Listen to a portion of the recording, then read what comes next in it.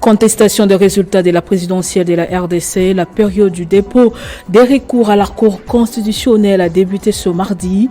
Après examen, la Cour va se prononcer dans les prochains jours. Aux législatives nationales et provinciales initialement prévues pour ce mercredi 3 janvier, la publication des résultats est reportée à une date ultérieure par la Commission électorale nationale indépendante, des reports justifiés par la compilation en cours des résultats. 2 janvier 2014, 2 janvier 2024, 10 ans après la mort du colonel Mamadou Ndala à Béni, les Congolais gardent encore l'image de ces vaillants soldats, symbole d'espoir dans l'est de la RDC. Ils ont encore déposé ce mardi des gerbes de fleurs sur sa tombe. Nouveau journal sur Télé 50, bienvenue à tous. Élection présidentielle en République démocratique du Congo.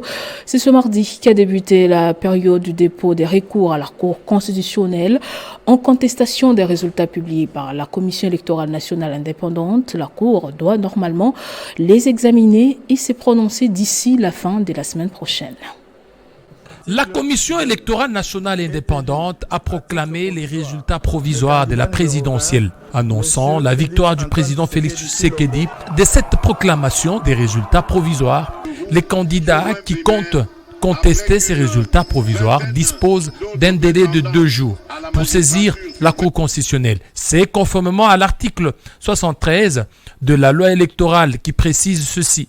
Peuvent contester les résultats provisoires de l'élection présidentielle dans un délai de 2 jours après l'annonce par la Commission électorale nationale indépendante. Le parti politique ou le regroupement politique ayant présenté un candidat ou son mandataire, si aucun recours n'a été introduit devant la Cour constitutionnelle, cette dernière proclame les résultats définitifs de l'élection présidentielle dans les 2 jours qui suivent l'expiration du délai des recours. Et si les recours y est introduit contentieux des résultats, la Cour dispose de délai de 7 jours pour rendre sa décision. D'où les recommandations des États-Unis d'Amérique et d'autres pays aux candidats présidents de la République qui souhaitent contester ces résultats de s'abstenir aux contestations dans les rues et de recourir plutôt aux voies légales en saisissant la Cour constitutionnelle, selon les États-Unis d'Amérique. Il s'est de noter que le contentieux électoral n'est pas l'affaire des partis, c'est dans une affaire civile. Il appartient à la partie qui allègue les faits d'en apporter la preuve. Tel n'est pas le cas de contentieux électoral. Le contentieux électoral est en réalité un contentieux de la sincérité des résultats. Ainsi, le juge y est actif et recherche toute la vérité des urnes. Le juge peut même remettre en cause les résultats de la Commission électorale nationale indépendante et reprendre l'ordre d'arrivée dans une circonscription où les résultats ne reflètent pas la vérité des urnes. Il ne se limite pas aux preuves des partis. À titre illustratif, en 2018, dans les contentieux électoraux des élections législatives nationales, dans certaines affaires où les requérants avaient désisté, la Cour constitutionnelle avait persisté jusqu'à invalider. Et dans d'autres cas, la Cour avait invalidé les députés dont l'élection n'était pas contestée, car il s'agit du contentieux de la sincérité des résultats. Il faudra encore un peu de patience pour connaître les nouveaux députés et conseillers communaux. Initialement prévu pour ce mercredi 3 janvier, la publication des résultats provisoires des élections législatives nationales et provinciales a été reportée à une date ultérieure. Une annonce faite par la Commission électorale nationale indépendante qui justifie cette décision par la compilation en cours des résultats provisoires. C'est dans un communiqué rendu public ce mardi que la Commission électorale nationale indépendante a annoncé le report de la publication des résultats provisoires des élections législatives nationales et provinciales prévues ce 3 janvier, ainsi que celui de la convocation de l'électorat pour les élections des sénateurs, gouverneurs et vice-gouverneurs initialement prévues le 1er janvier. À en croire la CENI, ces reports se justifient par la compilation en cours des résultats provisoires des élections législatives provinciales et nationales, ainsi que celles des conseillers communaux du 20 décembre. D'après le même communiqué rendu public ce mardi, la CENI a promis de les organiser dans un meilleur délai. Mais d'après le président de la centrale électorale, Denis Kadima Kazadi, qui rappelle le principe, ne seront proclamés élus députés nationaux ou provinciaux que tout candidat répondant aux exigences suivantes. Dans notre pays, nous avons laissé de représentativité. Vous pouvez bien gagner au niveau d'un bureau de vote, au niveau des centres de vote, mais si votre parti n'atteint pas le seuil, eh bien, vous n'allez pas passer. Donc, les calculs sont beaucoup plus complexes que ça. C'est pour ça que quand nous aurons fini avec la réception de tous les résultats, nous allons d'abord procéder au calcul du seuil. C'est seulement après cela que nous pourrons attribuer les sièges aux différents partis et que nous saurons qui passe ou qui ne passe pas. Alors que la CENI s'apprête à rendre public les résultats des législatives nationales et provinciales au sein des états-majors des partis politiques et regroupements politiques, l'impatience est totale. Cependant, plusieurs irrégularités ont été décriées lors des élections du 20 décembre. Dénonçons par la présente déclaration les irrégularités graves qui ont émaillé les scrutins qui ont été liés à partir du 20 au 23 décembre 2023. À l'issue des 10 scrutins, nous avons constaté et enregistré les bévis ci-après. Poursuite des actes de campagne et de la corruption à ciel ouvert par le fait de la distribution de photos, allumettes, porte-clés, stylos, pagnes à l'effigie de la candidate à la députation nationale numéro 10 et du candidat à la députation provinciale numéro 29.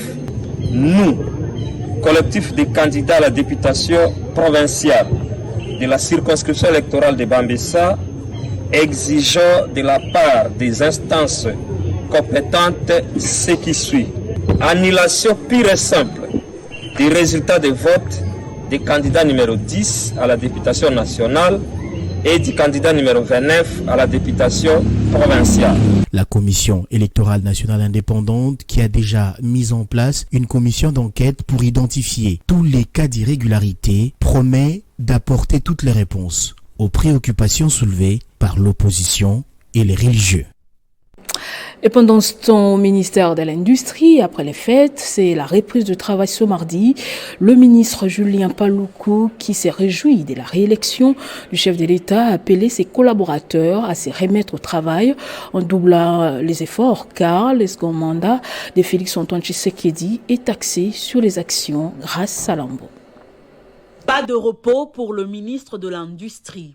Julien Paluku Kaongia a été chaleureusement accueilli ce mardi 2 janvier 2024 par les membres de son cabinet en célébrant la victoire écrasante du président Félix Tshisekedi. Ovationné par les membres de son cabinet pour avoir véritablement mouillé le maillot pour la réélection du président Félix Tshisekedi à la tête du pays, Julien Paluku a appelé ses collaborateurs à se remettre au travail, car ce second mandat accordé au président Félix Tshisekedi par le peuple congolais est axé sur les actions. Rappelons que le ministre de l'Industrie et ancien gouverneur du Nord Kivu a parcouru 1495 km dans la province du Nord Kivu, où, à travers sa caravane baptisée Béton, a tenu 75 meetings populaires dans lesquels il a demandé à la population de voter massivement pour son champion Félix Tshisekedi, car son bilan dans plusieurs secteurs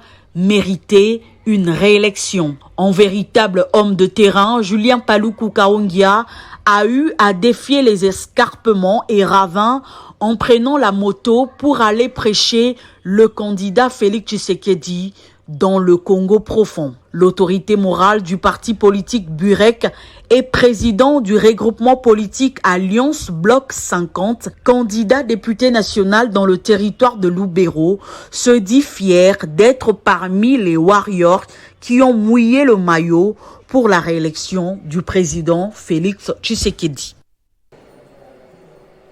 Après avoir battu la campagne du chef de l'État réélu, Félix-Antoine Tshisekedi, dans la circonscription électorale des Dilolo, province du Lualaba, le président de l'Assemblée provinciale, Louis Kamwini, se dit satisfait du résultat des urnes pour l'élection présidentielle. Partout où l'honorable président de l'Assemblée provinciale du Lualaba, Louis Kamwini Tumbu, passait pour la campagne électorale dans les territoires de Dilolo, il prêchait tout en priorisant les candidats présidents de la République numéro 20, Félix-Antoine Tshisekedi.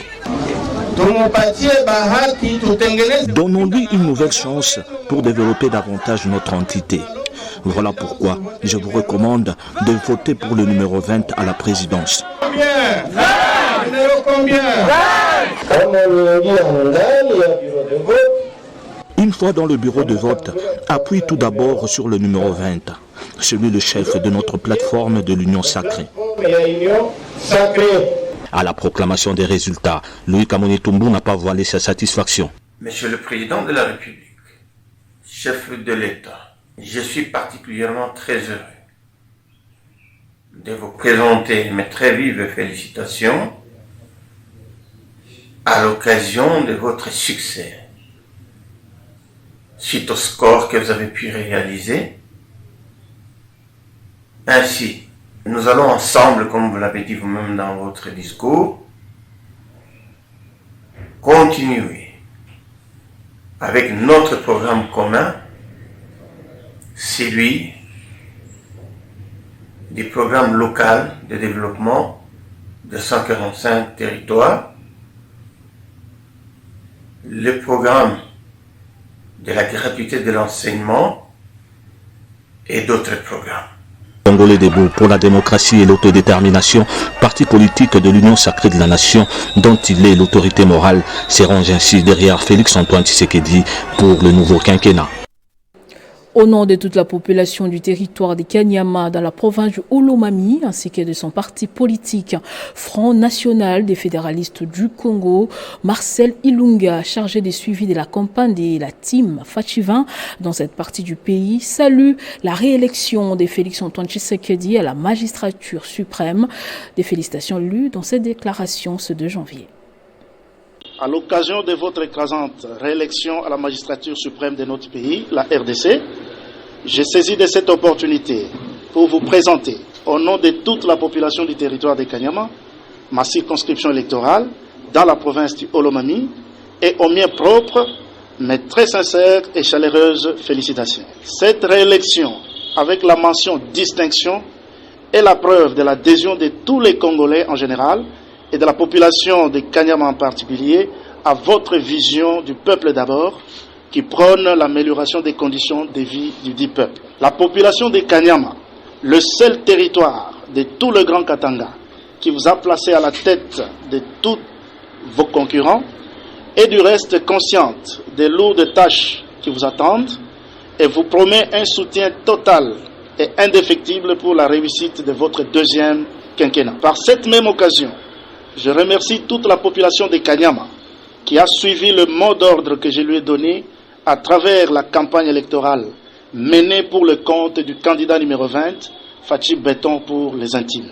Tout en vous remerciant de m'avoir nommé comme chargé de suivi de votre campagne dans la province du Olomami, je tiens à vous rassurer, Excellence, de mon engagement total ainsi que de celui de mon parti politique, FONAFEC, à vous soutenir sans faille tout au long de votre deuxième mandat. Que vive la démocratie, que vive le peuple souverain. Il avait prédit la victoire écrasante du président Félix-Antoine Tshisekedi et cela s'est concrétisé. Le chef du secteur Kibali dans la province du Haut-Ouélé, Dieudonné Sourour, a célébré de la plus belle des manières le score sans appel réalisé par le président de la République. La victoire écrasante du président de la République, Félix-Antoine Tshisekedi Tshilombo, c'est le peuple qui a gagné, car les 5 années passées n'ont pas permis au chef de l'État de parachever sa vision, celle de faire de la République démocratique du Congo un État fort et prospère, et ce, suite à l'agitation politique à laquelle son régime avait fait face pendant près de 3 ans, a déclaré Sa Majesté Dieudonné Sourour et Lubwantima. C'est avec joie que j'ai appris la bonne nouvelle de votre réélection pour un second mandat dans les différents médias. Je ne peux pas terminer cette journée sans vous adresser mes sincères félicitations. La fête était totale après la publication de résultats provisoires par la Commission électorale nationale indépendante. Aucun incident n'a été signalé. La population a célébré toute la nuit. Les églises, les boîtes de nuit et les terrasses ont fonctionné 24 heures sur 24. Dans mon entité, secteur Kibali, territoire de Ouacha, province de Haut-Ouélé, et les résultats de notre travail sur le terrain durant la campagne Dans un échange avec la presse, Sa Majesté Dieudonné Souror s'est dit heureux de voir que ces consignes ont été scrupuleusement respectées par ses administrés, raison de la réélection massive du président Félix-Antoine Tshisekedi Tshilombo dans son secteur. Le regroupement politique Alliance Bloc 50 salue la réélection du président de la République, Félix-Antoine Tshisekedi Tshilombo, le porte-parole des AB50. Le docteur Trésor Kibachi Kilubo était l'invité de Crispin Chivinkoufwa. Le dimanche 31 décembre dernier, le président Félix-Antoine Tshisekedi Tshilombo a, selon les résultats provisoires publiés par la Commission électorale nationale indépendante, remporté haut la main l'élection présidentielle du 20 décembre 2023 avec 73,3% du suffrage exprimé, laissant loin derrière tous ses adversaires. Une réélection saluée par la majorité des Congolais, mais aussi par Julien Paluku, autorité morale du regroupement Alliance Bloc 50, par les billets du porte-parole des AB50, le docteur Trésor Kibachi Kilubo. Déjà, j'aimerais d'abord saisir cette opportunité pour féliciter au nom du regroupement Alliance Bloc 50 dirigé par son Excellence Julien Paluku Kaongia et au nom de tous les présidiums du regroupement pour en tout cas féliciter son Excellence le président de la République, chef de l'État, Félix-Antoine Tshisekedi Tshilombo pour sa brillante réélection à sa propre succession. Trésor Kibachi a en outre invité toute la classe politique congolaise à s'unir en ce moment même pour faire échec au projet de balkanisation de la RDC, projet porté par les Rwandais voisins via sa milice du M23. Et puis ce dossier qui ne cesse de faire couler encre et salive dans un enregistrement audio devenu viral dans les réseaux sociaux attribué à André Mbata, cadre de l'UDPS et secrétaire permanent de l'Union sacrée de la Nation, où ces derniers affirment vouloir combattre toute liste de l'FDCA de Modeste Bahati Lukwebo aux législatives nationales. Face à ces complots, l'FDCA et la LDCA des Modeste Bahati Lukwebo sont montés au créneau pour condamner ces propos. Dans leur déclaration, ils demandent à la CENI de ne pas céder à la pression, mais de respecter plutôt la volonté exprimée par les électeurs. La déclaration a été lue par Guy Richard Malongo, secrétaire général de l'FDC.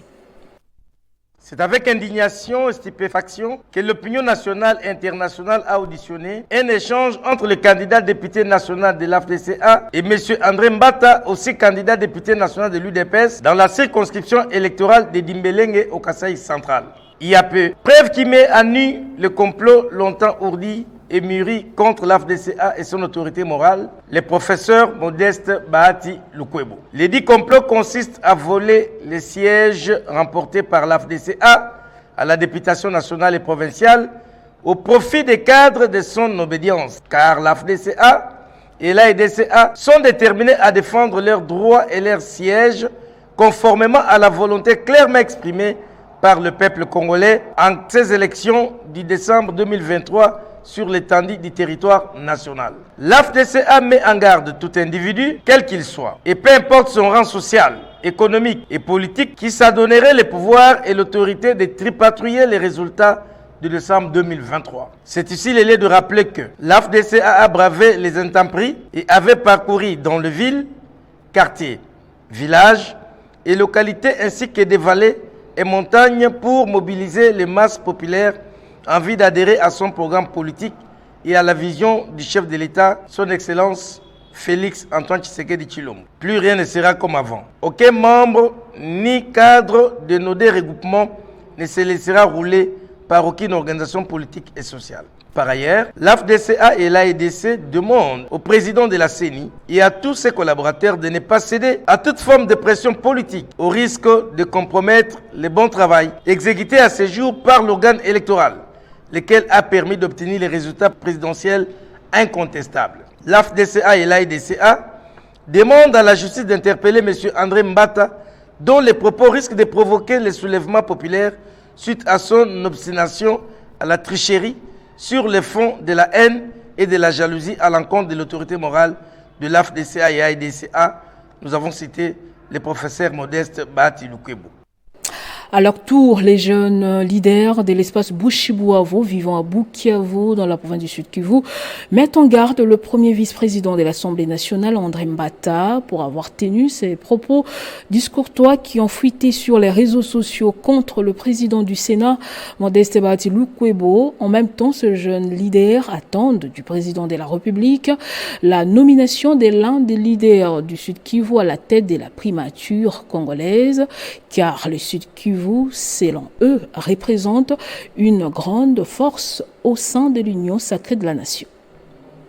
Nous, jeunes leaders de l'espace Bushibuavo, vivant au Sud Kivu, réunis ce mardi pour l'évaluation de la situation politique actuelle de notre pays depuis la brillante réélection du président de la République, chef de l'État, Félix Antoine Tshisekedi Tshilombo, à qui nous rendons un vibrant hommage. Nous, jeunes de l'espace Bushibuavo, avons suivi avec désolation le comportement incivique du premier vice-président du bureau sortant de l'Assemblée nationale et secrétaire permanent de l'Union sacrée de la nation, le professeur André Mbata, dont les audios ont fuité dans les réseaux sociaux, frisant un complot contre les intérêts des enfants du Sud Kivu et menant sensiblement la cohésion nationale. Nous exigeons à M.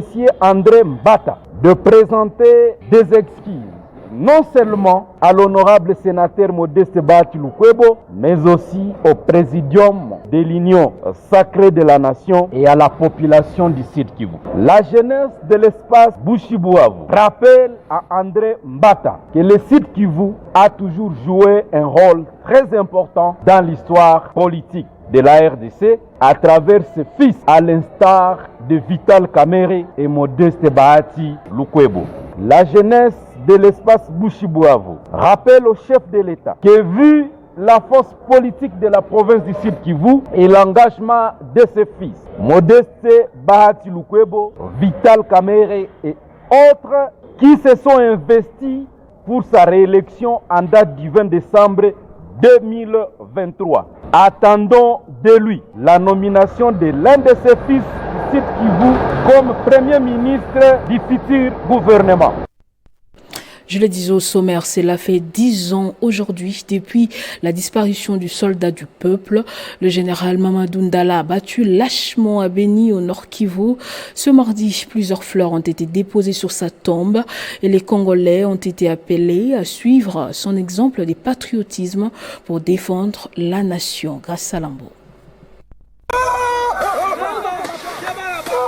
10 ans après l'assassinat lâche du colonel Mamadou Ndala Beni au Nord Kivu par les ennemis de la République, ce tombeur du M23 en 2014 reste toujours gravé dans les mémoires des Congolais. Nous avons plus de 800 personnes kidnappées à Pamoui Forêt. C'est notre devoir pour libérer des degrés et des forces. Ce mardi, le ministre de l'Industrie et ancien gouverneur du Nord Kivu pendant 12 ans, Julien Paluku Kaongia, s'est recueilli devant la tombe de ce vaillant commando en déposant sa gerbe des fleurs en présence des membres de la famille de ces vaillants officiers, dont sa veuve et les orphelins. Aux grands hommes, la patrie reconnaissante. Nous sommes ici 10 ans après la mort de ces vaillants hommes avec qui nous avons travaillé. Il y avait lui, il y avait le général Baouma, il y avait moi-même, qui étions à la tête du peloton pour mettre fin à la guerre du M23. C'est un sentiment de reconnaissance pour moi de venir m'incliner devant sa mémoire et encourager en même temps la famille pour dire que la famille doit être heureuse d'avoir donné à la République un grand homme qui a donné le sacrifice suprême pour l'honneur de ce pays. Au nom de la famille, la députée nationale Geneviève Inagossi a appelé les Congolais à pérenniser le patriotisme de Mamadou Ndala pour défendre la RDC. La famille sait qu'elle n'est pas seule. Et il sait également que le sang de son fils, de son frère, n'a pas été versé pour rien. Il est mort parce qu'il croyait en ce pays. Il voulait que ce pays reste un et indivisible. Plusieurs personnes ont fait le déplacement du cimetière musulman dans la commune de Kintambo. À Kalemi, dans la province du Tanganyika, la police nationale congolaise a reçu 500 éléments de plus sur demande de la gouverneure de cette province, Julie Ngungwa Mwayuma, qui a effectué d'ailleurs une visite de réconfort à ces éléments. Le renforcement des effectifs des éléments de la police, préoccupation majeure que ne cesse de plaider Madame le gouverneur de la province du Tanganyika, Julie Ngungwa Mwayuma, auprès des instances compétentes. Près de 500 policiers ont été détachés de Kinshasa pour apporter une réponse concrète à cette préoccupation qui semble être générale.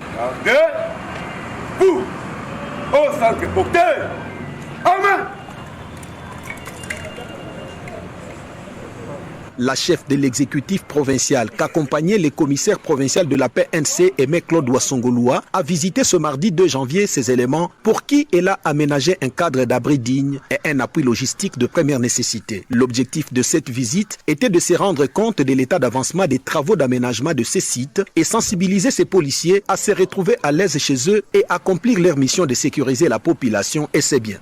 Nous avons un problème effectif, nous avons un intérieur.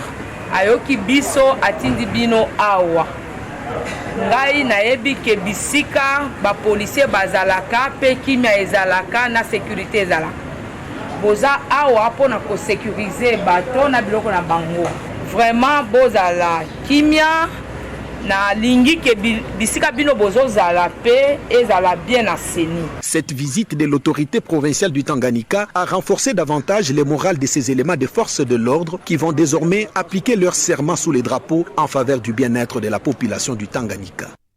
En religion, à l'occasion des fêtes de Nouvel An, le ministère chrétien du combat spirituel a organisé un culte d'action des grâces le 1er janvier 2024 en son siège situé à Limete 17e rue, Limete industriel. Occasion pour Alain Olangui, berger sentinelle de cette église, de remercier Dieu pour la paix qui a régné en cette fin d'année au pays, mais également féliciter le chef de l'État, Félix Antoine Tshisekedi, pour sa réélection à la tête de la RDC. C'est un départ en fraîcheur. Le ministère chrétien du combat spirituel du feu couple Olangui Osho a préféré organiser cette célébration pour les passages à la nouvelle année le 1er janvier 2024. Un réveillon pas comme les autres et inoubliable, célébré sous les thèmes « Réveillons-nous, sortons du milieu d'eux et purifions-nous », explique Alain Olangui. Le ministère chrétien du combat spirituel que je présente officiellement le thème de l'an 2024.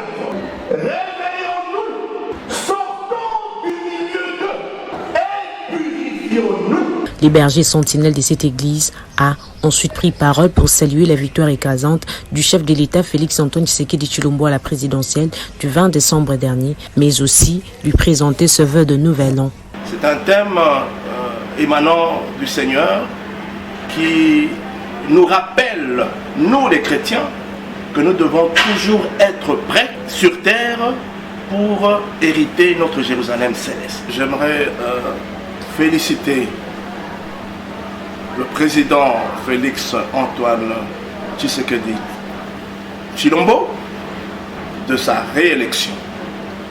Je pense que la main de Dieu a été sur lui et il a été réuni par son peuple. Lui qui a dédié ce pays entre les mains du Seigneur, le Seigneur ne pouvait que l'accorder un deuxième mandat, c'est clair. Signalant que ce réveillon est organisé sous une forte tension marquée par les élections du 20 décembre dernier, mais l'église CIFMC a attiré du monde. Ce journal est terminé, place au rappel des titres. Contestation des résultats de la présidentielle de la RDC, la période du dépôt des recours à la Cour constitutionnelle a débuté ce mardi. Après examen, la Cour va se prononcer dans les prochains jours. Aux législatives nationales et provinciales, initialement prévues pour ce mercredi 3 janvier, la publication des résultats est reportée à une date ultérieure par la Commission électorale nationale indépendante, des reports justifiés par la compilation en cours des résultats. 2 janvier 2014, 2 janvier 2024, 10 ans après la mort du colonel Mamadou Ndala à Beni, les Congolais gardent encore l'image de ces vaillants soldats, symbole d'espoir dans l'est de la RDC. Ils ont encore déposé ce mardi des gerbes de fleurs sur sa tombe. Merci de nous avoir suivis de partout. L'information reste en continu à temps réel sur votre télévision.